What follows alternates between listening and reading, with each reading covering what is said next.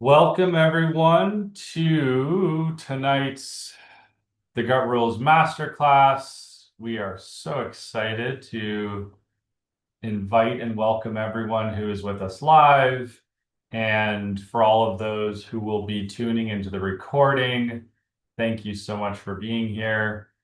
We're very excited to share this with you tonight. The title of tonight's masterclass is Time Tested or Trial and Error. And as always, the intention of tonight is to be educational.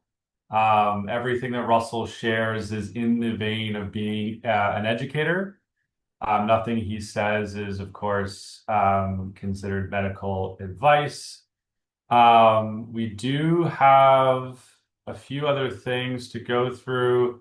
For anyone who does not have Russell's ebook yet, I'll be putting a link to that in the chat. Please do download that. If you have any questions, I'll put my mom's email in the chat. You can reach out to her directly. And of course, if you do feel compelled to um, reach out to Russell directly, I'll be putting a link in for a complimentary 30-minute, completely free conversation. We do hope that you take advantage of that. And if there's someone in your life that you feel would benefit from something you learned tonight or anything you may have learned in the past, please feel free to share that link. As always, I will introduce my dad, Russell. I know he's very excited about what he'll be sharing tonight. Questions, please send them to me directly or put them in the group chat. We will get to as many of them as we possibly can.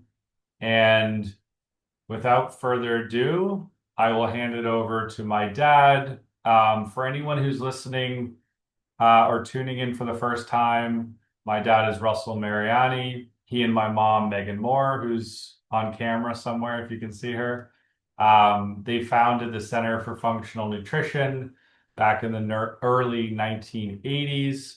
And they have been bringing these educational services and programs, most specifically in the digestive wellness space, for many decades now.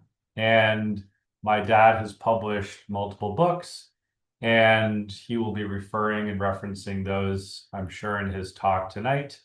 And again, we'll be putting links in the chat for all of these things as well. So, Dad, over to you. Thank you, Brian, and welcome everybody to the June 2026 edition of the Gut Rules Masterclass. You know, Brian said I was excited to share, and that's definitely true. But what motivated this particular topic was a sense of deep frustration in talking to a woman, if you read the flyer, whose teenage daughter was dealing with a very serious inflammatory bowel condition, and they just felt like guinea pigs. They felt like they were getting they literally got no advice whatsoever about diet. And the only therapy that they were given was pharmaceuticals, which initially they had some improvements, but at the end of 6 months, this young girl was worse than when she started. And then the mother, I was talking to the mother, and she basically said, how is it possible in 2026 that doctors don't know more about that I can do or what I can tell my daughter to do other than taking a drug or other than submitting to some surgical procedure? And I shared that frustration with her. And basically, it's why I continue to do the work that I do, because I get to experience somebody like this young lady. In fact, she is now doing my program. She's probably second or third week into her program, and she's already feeling significantly better, less symptomatic than she was just a few short weeks ago. So, of course, that's very exciting. That's very satisfying when those kind of outcomes uh, take place, and they take place all the time, or I wouldn't be doing this. So the questions were really, how do I know where to start? So the idea is, if you're suffering at any level, any um, digestive distress, any digestive system disorder, I hope that you don't have a digestive system dis-ease, like an inflammatory bowel disease. But if you do, and you're listening or watching this masterclass, the first step you should take is to look at the chat and sign up for a free 30-minute session with me. So that is true. I encourage you to do that. If you don't have access to that, or I wanted to talk about the person who really is struggling, who doesn't know yet that I exist or doesn't know that people like me exist. And so the idea was, where can anybody start on their own? What is the tried and true first step anytime you feel less than 100%? Anytime, and certainly if your symptoms have persisted to the point where it's now really ruining your quality of life. That's really what question is, where do I start? Where do I begin? It is what I call the first principle of functional medicine, functional nutrition, and that is mindfulness. And mindfulness means what most people think it means. And it just means bringing your full attention to the moment. And then whatever the issue is, whatever the challenge is, to be quiet and sit with yourself. And literally the first mindfulness practice is breathing. The whole approach of functional medicine and functional nutrition is based on principles of life, principles of biology. And once these principles are understood, then certain practices come out of those principles. So, of course, the first principle of life as a human being, our life begins when we take our very first breath, when we're born. And so, literally, every healing tradition around the world teaches as a first principle and as a first practice that whatever your condition is, whatever your symptoms are, to sit quietly and focus on your breathing. And that is always a very good place to start, because breathing mindfully or breathing consciously is going to affect your nervous system. It's going to reduce your fear. It's going to reduce your stress. It's going to reduce the trauma of being ill. And you can go online and look up therapeutic breathing or deep breathing or conscious breathing or mindful breathing. So that's definitely the place to start. And then out of that place of mindfulness, what I teach mindfulness is knowing the difference between complementary and insulting habits in our diet, in our lifestyle, but mostly in our diet, and actively or consciously choosing the complementary habits. And so again, if you're sick, especially if you're um, suffering from any digestive system disorder, out of that stuff, okay, what else can I do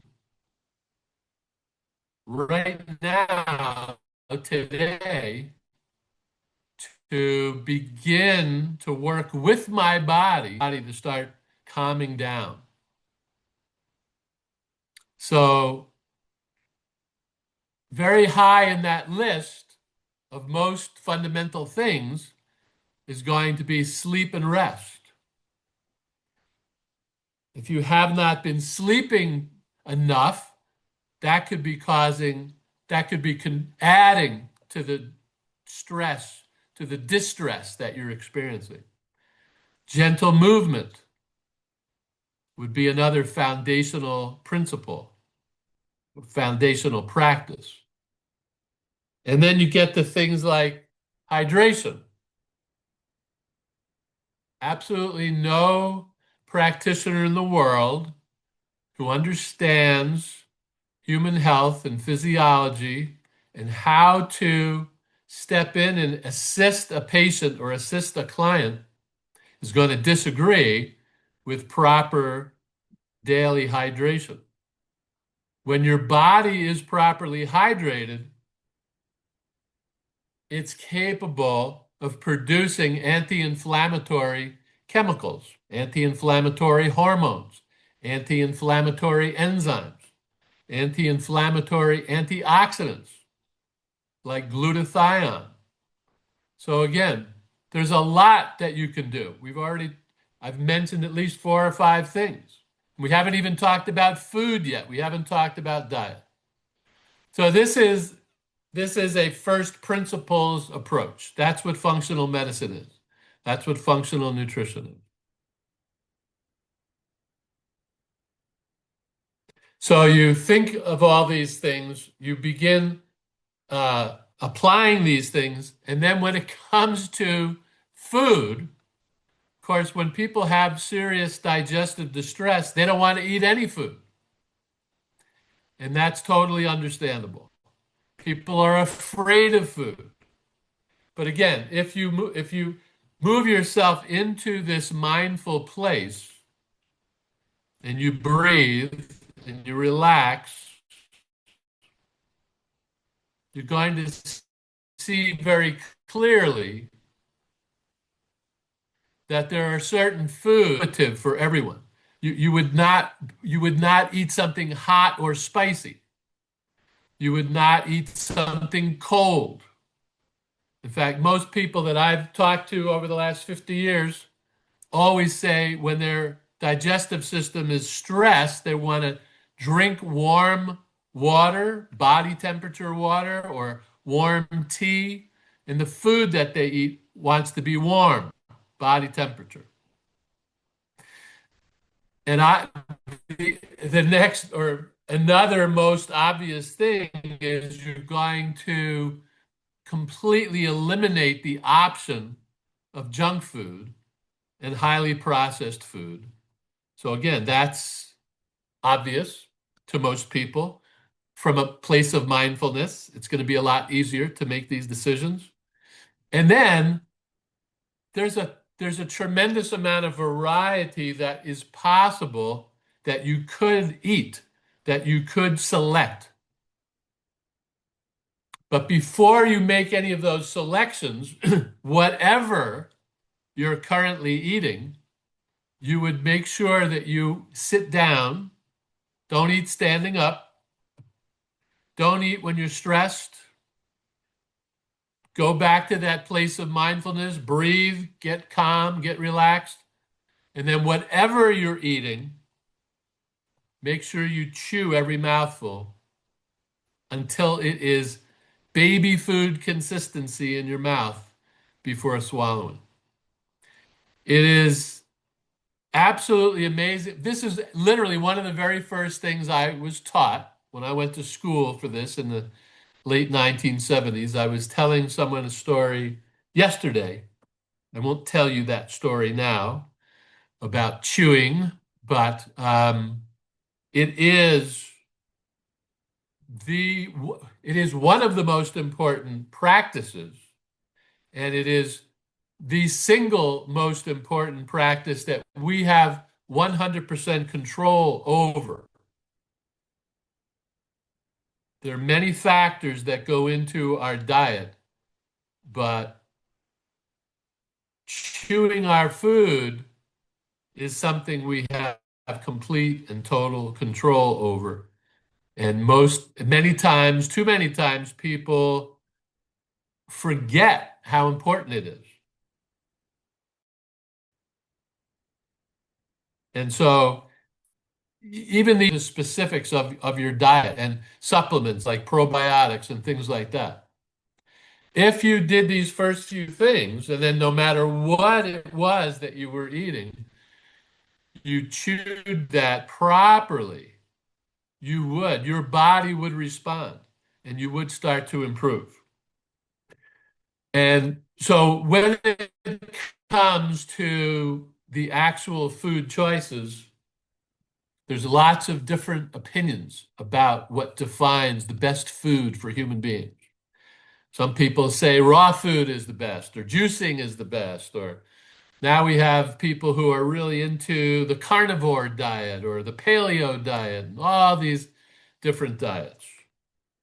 And if you know from prior experience that a particular diet or a particular combination of foods works for you to get you out of distress, to get you out of digestive system distress, then that's exactly what you should do. Just make sure you chew it better than ever before, and those foods that you already know are helpful will be even more helpful. So my approach when it comes to diet is to ask the question, well, who are your ancestors? Where did your parents come from, or your grandparents, or your great grandparents? You shouldn't have to go further back than your great grandparents. And what you're going to find is that diet of your great grandparents had not significantly changed in generations before them. And that diet is the traditional diet of your ancestors, whether they're in Europe or South America or Africa or Asia.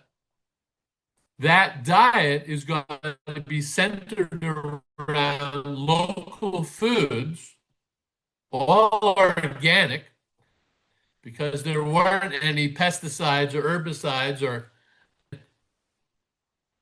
and the basic human diet all around the world in areas that experienced 4 seasons were centered around cooked whole grains, cooked beans, cooked vegetables, salads, fermented vegetables, seeds and nuts, fruits, dairy food in some cultures, yogurt in some cultures, and then fish and fowl and lamb and beef.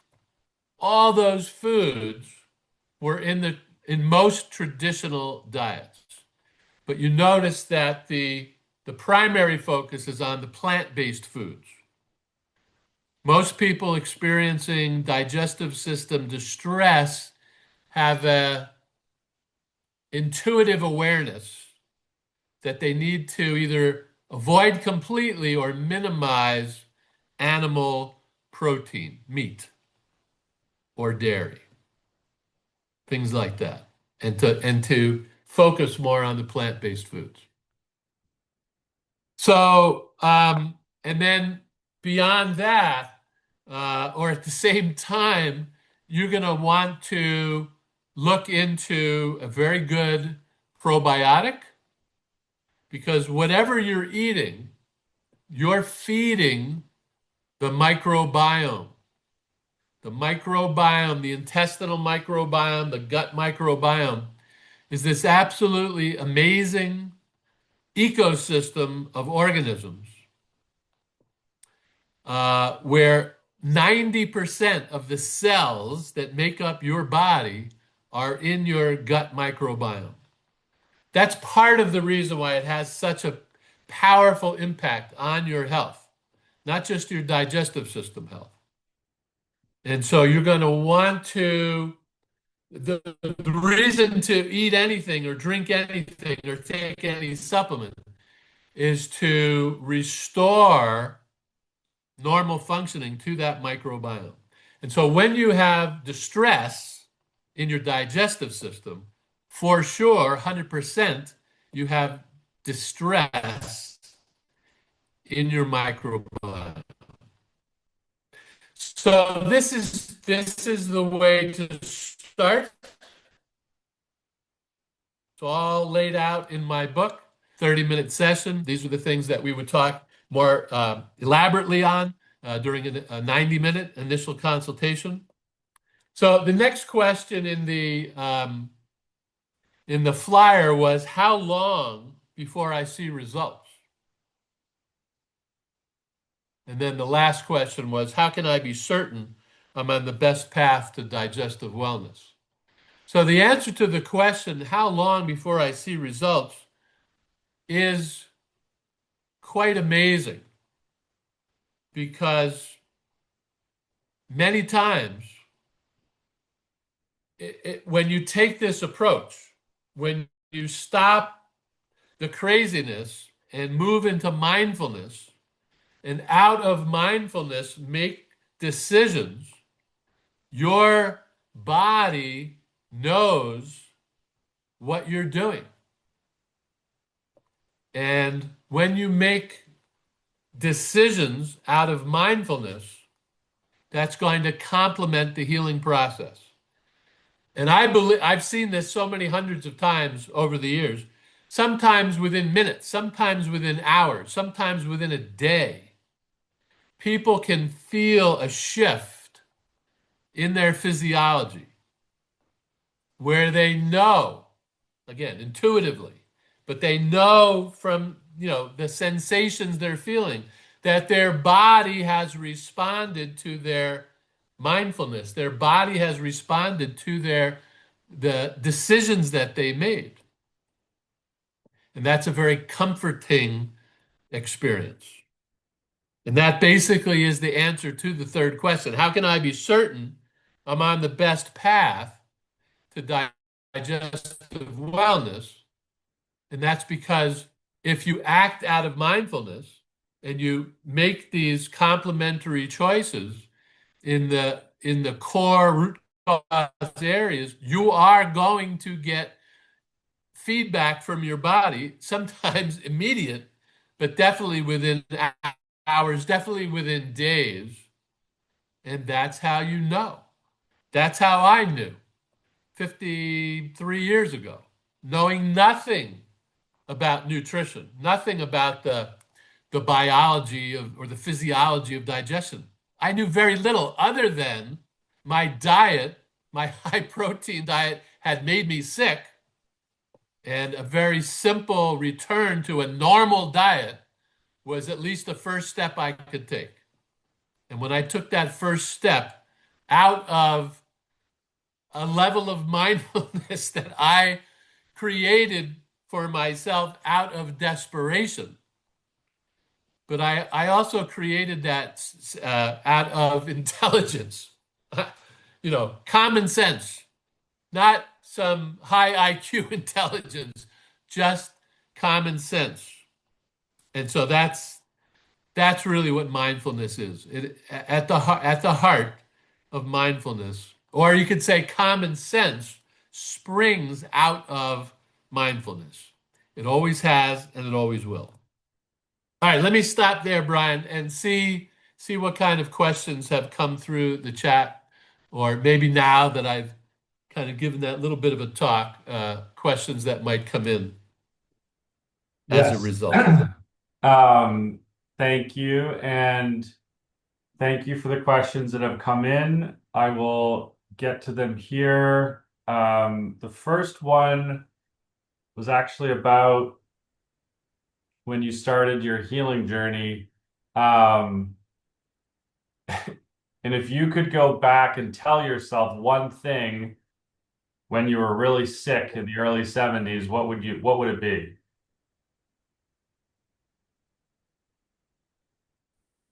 Fear not, young man. All will be well. All will be well. Learn the fundamentals and practice the fundamentals. So, I mean, that was the bigger lesson. But if I had to go back, I was very stressed out. I was, I had been told, some of you know the story. I had been told that I had colon cancer to my system, and I did not take it very well. A couple of weeks later, the doctor said, well, it's not cancer yet, but you have a precancerous condition. You have an inflammatory bowel condition called ulcerative colitis. And I'm thinking, how is that good news? So the greatest uh, source of suffering was from my fear that I had some terrible, terrible condition that I may not be able to fix. I was smart enough or desperate enough or intuitive enough or common sense enough to know where to start. So I give myself a lot of credit for knowing where to start.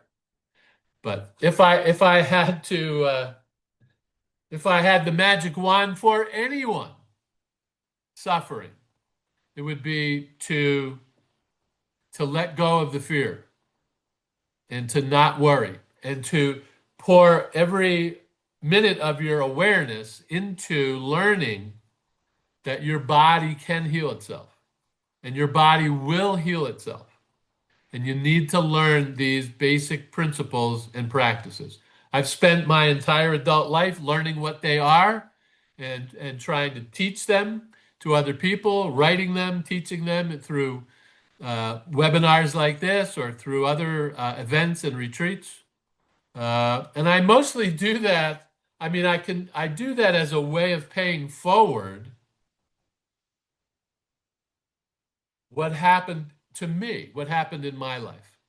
And I continue to do it because, again, there's nothing more satisfying than not just having people experience symptom relief. That is satisfying. The greatest satisfaction is knowing that someone is no longer afraid, that they truly shifted in their healing process, where now the fear doesn't even show up anymore. They have vitality, they're confident, they're laughing again. They see a bright future, and they know that whatever crisis they went through is over. That's really the most satisfying thing. Awesome. I thought this was a really interesting question. It's from someone who obviously has been here before, because they were asking, you're always speaking about the principles of health that work today and 10 years ago and will work 10 years from now. But they were asking, do you think there's anything that could happen in digestive healthcare that could be a benefit, could be a breakthrough, like something in that world that would help, these principles that work? Yes. The short answer is yes. So we know, for a couple of examples. So we know the microbiome is filled with bacteria. And when the microbiome is filled with mostly good bacteria that we call probiotics, and there are over 2,000 different strains of probiotics, but if your microbiome is 75, 80% probiotic, then you're not going to have any digestive system distress at all. Everything's going to function beautifully, perfectly. So that's important. And so so it's so interesting. For thousands of years, people got their probiotic organisms through the food that they ate because at least a high percentage of all of the food they were eating came out of the ground. Plants, carrots, turnips, garlic, onions, parsnips. Lots of their food still had soil on it because they didn't have a concept of cleaning bugs or cleaning bacteria off their food. There was no concept of bacteria. And so for thousands of years, people got soil bacteria through their food, especially through their root vegetables. And that soil bacteria had probiotics in it. I mean, it's so amazing, right? So one of the first major developments scientifically in the modern world was to create probiotics in a lab, harvest the bacteria, freeze dry the bacteria, and put them in little capsules that we could take as a supplement. That was a major innovation. That was a major breakthrough. And it happened in probably the late 70s, probiotic until around 1990. But that's a good example of a breakthrough that happens scientifically. And the reason it works is because it imitates a traditional practice, right? The microbiome goes back to the very beginning of human beings. And from the very beginning of agriculture, civilization and agriculture start at the same time, right? There is no culture, there is no reading, there is no writing, there are no villages or towns without the discovery of growing our own food so that we can stay in one place. Before we learned how to do that, there were hunter-gatherer tribes for thousands of years. So growing our own food was the first step in many things. But how we got our probiotics for thousands of years was from soil that was still attached to our vegetables. So making a probiotic supplement, that's a major breakthrough. Now, back in the early 2000s, I was hearing a lot about another potential breakthrough, and that was what they were calling fecal implants, which has a weird name. So the word fecal comes from feces, which comes from bowel movements or poop. And so what some scientists were doing was taking the bacteria from a healthy person's bowel movement, extracting all the waste and isolating the bacteria and putting that in a capsule. Biosis had very imbalanced microbiome. And for some people, it worked. For some people, it was a miracle.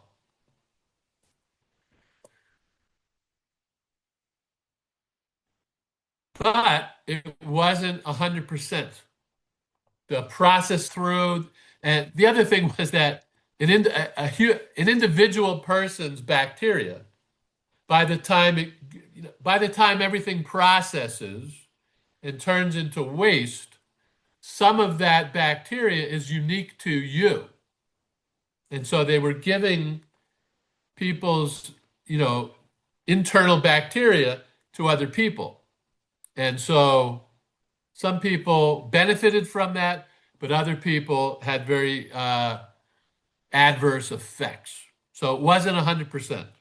But again, it's an example of of a what looked like a breakthrough in the beginning, but I hear less and less about that type of therapy these days. Um, I mean, in the realm of what we're talking about, one of the seven root cause areas is something called redox signaling. And this redox signaling was first discovered in the 1990s, 1997. The scientists who made the discovery won the Nobel Prize for physiology in 1998. And when the word went out into the scientific community that redox signaling molecules were real, were molecules manufactured inside every healthy cell in our body, and were our internal communication system activating the genetic codes inside of our cells.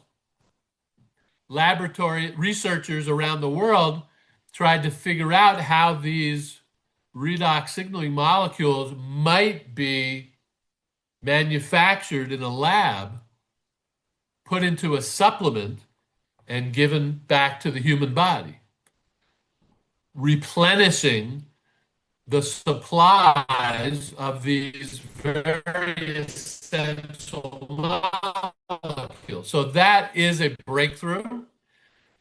As some of us know, ASEA figured out, a team of scientists figured out how to create redox signaling molecules that are identical to the redox signaling molecules inside of our own body, made inside our own healthy cells, and put that into a supplement form. So that is a true biomedical breakthrough. And these redox molecules affect every cell in our body, including the cells that make up our microbiome.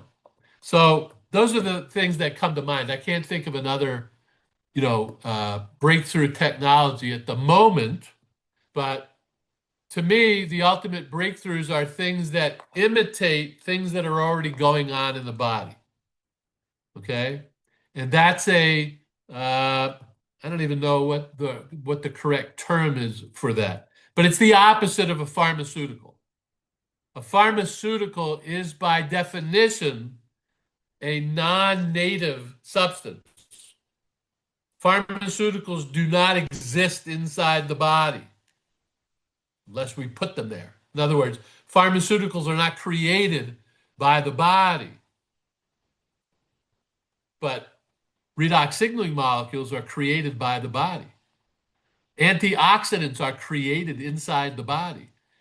Antibiotics are created inside the body. Hormones are created inside the body, enzymes, and on and on. Vitamins and minerals can be reprocessed inside the body. So the best breakthroughs are going to be in the areas that we already know are essential to the normal functioning of the human body. And if we can figure out ways of enhancing those fundamental uh, mechanisms, fundamental, activities, then that would be a good breakthrough. Those would be good innovation. Because pharmaceuticals all have adverse side effects, even when a pharmaceutical works. And sometimes, in some circumstances, there's a cause, there's a reason, there's a need for a pharmaceutical, usually in extreme emergencies. That's probably the best use of pharmaceuticals. But for chronic conditions, and if you use pharmaceuticals, situations, you're going to start experiencing the adverse side effects. And so, in my experience, pharmaceuticals are sometimes necessary only to get a person out of an extreme emergency. But then, very soon after that, hopefully that person will start to learn about these safer and much more effective approaches in the world of functional medicine and functional nutrition. Awesome. Ramona asked a question in the group chat that mirrored a couple questions that were sent privately. So I'm going to group them all together. The essence of all the questions were, this issue of people having lower belly fat, like right around the waist. Um, what would, in your experience, how do you directly resolve an issue like that can get kind of harder to deal with as you get older? Yeah, so belly fat is sometimes called visceral fat.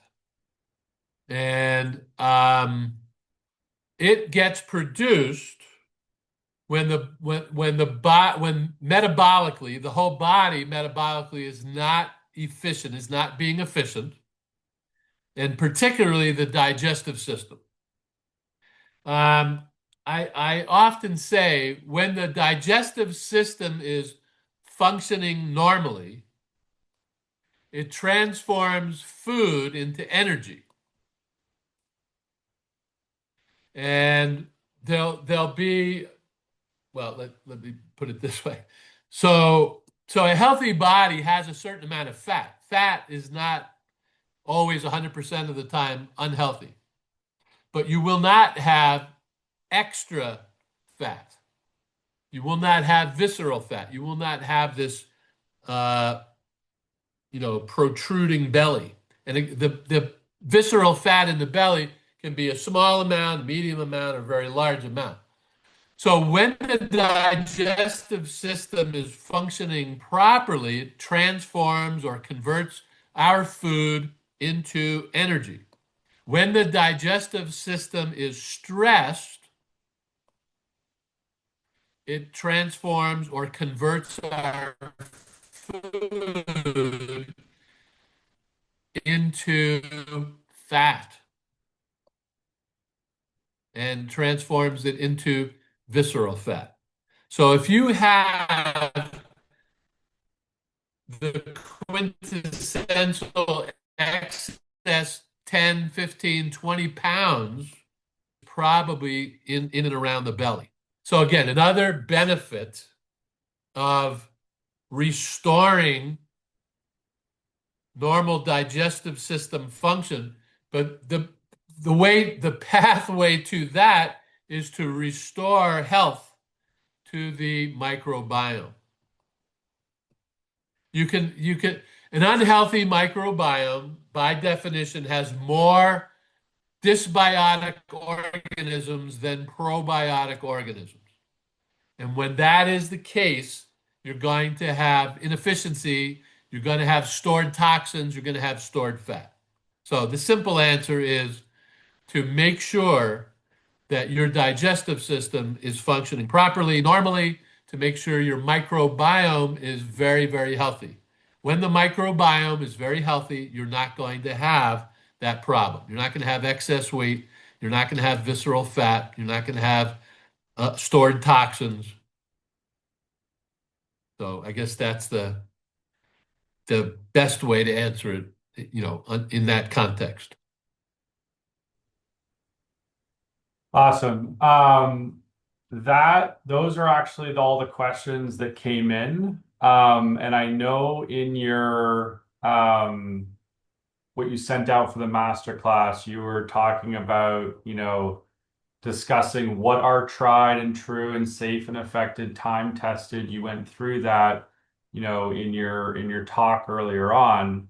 Um, would there be a few closing notes that you would kind of bring all that together to leave everyone with tonight that would, again, be something that they can implement, like you were talking about slowing down eating, breathing, chewing correctly? Any closing thoughts on that topic of, these tried and true and safe and time-tested principles? Um, I don't want to completely repeat myself what I shared earlier, but if you don't have a copy of my book, please request it. It's free. Get the entire book in PDF format. And everyone needs to know what these seven root cause areas are. Everyone needs to know the first principle of functional medicine, that the body's constantly trying to heal itself, and that means constantly trying to restore normal functioning. When normal functioning exists, there are no negative symptoms. That's really important. And then the second principle is nothing is neutral. Every choice we make, every decision we make is either complementary to the body's ability to heal, to the body's ability to restore function. We call those complementary habits, or it's antagonistic to that process, in which we call those habits insulting habits. Okay? And so healing, restoring complementary habits in each of the seven root cause areas and consciously choosing to practice the complementary habits and put aside for now, put aside until you're better, 100% better, those insulting habits. So proper daily hydration, everyone knows that's true. I learned a very specific approach to that. We call the water cure recipe, which again, we give out to everyone for free. It's a very specific approach. It's safe and it works and it's free. The third root cause area is micronutrient imbalances or deficiencies. And that's the whole world of vitamins and minerals and trace minerals and amino acids. We need micronutrients and we need superfoods to provide us with those micronutrients. The fourth root cause area is macronutrients, protein, carbohydrate, and fat. We need to have the right balance between all the food groups. If you eat a balanced diet of grains and beans and vegetables and fermented vegetables and fresh fruit and seeds and nuts and fish and fowl, birds and lamb, the full cornucopia, then you're going to achieve, well, you need to achieve balance with all those different food groups. And again, I have used a very particular approach to that. So you can follow my guidance if you're not sure what to do. But ultimately, the decision about how much of this food group and how much of that food group, that is something that each one of us has to work out on our own after we get better.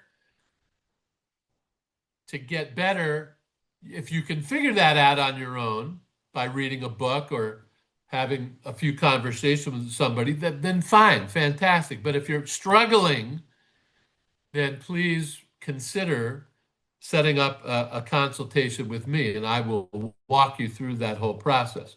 The fifth root cause area is intestinal dysbiosis. So if you're not currently taking a very good full spectrum probiotic supplement, then you need to do that. The sixth root cause area is oxidative stress.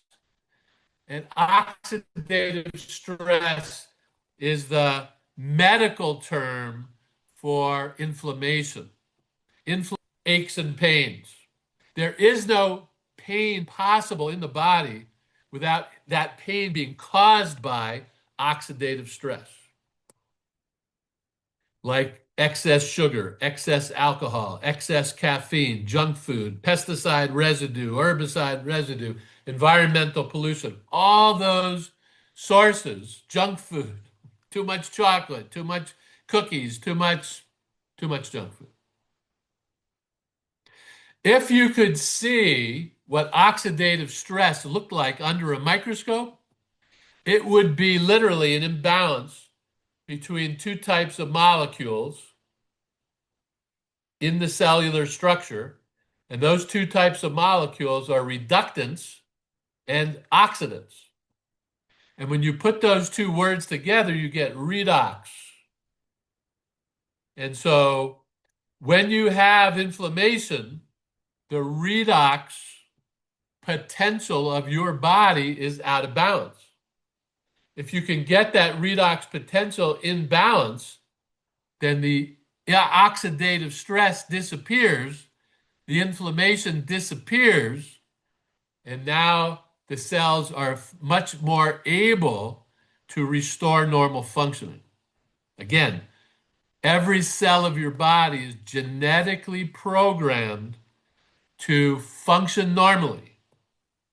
And functional medicine teaches us where to look, where areas of our diet to make changes in so that we can gradually or rapidly help our body to restore normal functioning. When normal functioning has been restored, there are no negative symptoms. And I think we can leave it there.